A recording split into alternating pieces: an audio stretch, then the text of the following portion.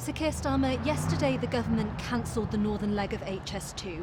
Will you commit to building it in full, including the eastern leg to Sheffield and Leeds? Well, firstly, what a fiasco.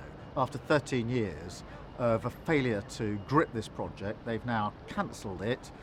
Billions of pounds wasted and lots of promises broken. I can't stand here today and say to you that I'm committed to reversing that decision because they've blown such a big hole. When will you make your decision then? Well, I can't commit to reversing the decision of yesterday. Will you make a decision ahead of the next general election? What I will, look, I'm not committing to reversing that decision. They're already making plans to release the land that was necessary for the next stage of the project, cancelling contracts. How can you expect voters to make their choices when they don't know what you're going to offer them? Well, I'll be very clear what we're offering. We're working with local leaders, with local mayors, to ensure that we've got the infrastructure and the transport that we need. Let's talk about specifics then. The government have said they're going to offer £3 billion to connect northern cities, journeys from Sheffield to Manchester in 42 minutes. Doesn't sound bad, does it? No, it didn't sound bad the first time they said it. The problem is they haven't got on and delivered it.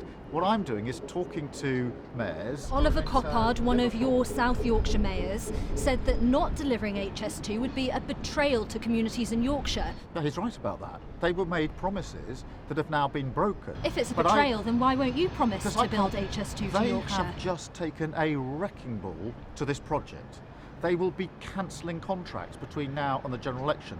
They will be releasing land that is needed. With our local mayors, we're already Let's having that move on discussion. to the general election then. You know as well as I do the importance of Yorkshire's Red Wall. How are you going to persuade voters who picked the Tories last time? Well, by putting a positive case for change. Now, the best case that can be made is the acknowledgement by the Prime Minister yesterday when he said that the last 13 years have been an utter failure and we need change. Now, we do need change, but... Since you're so keen to talk about what the government's done, let's talk about their announcements. £20 million for Scarborough. Some people say that's not enough, but what will you offer? Well, look, I'm not against the funding that's going into places that need it. But what I want to see is a comprehensive plan to grow our economy across the whole of the country. Do you have any specific policies for Yorkshire?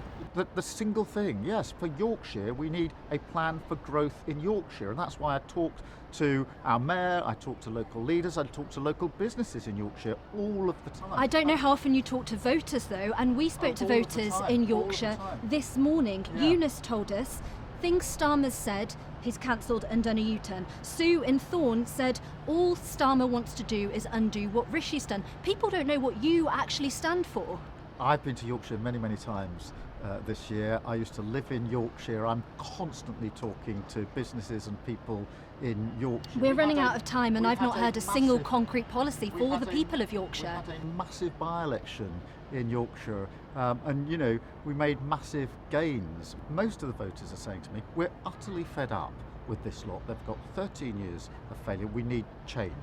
Our job is to set out that positive case for Yorkshire as part of our positive case for the country, and that's what we're doing. So Keir Starmer, thanks very much for your time. Thank you.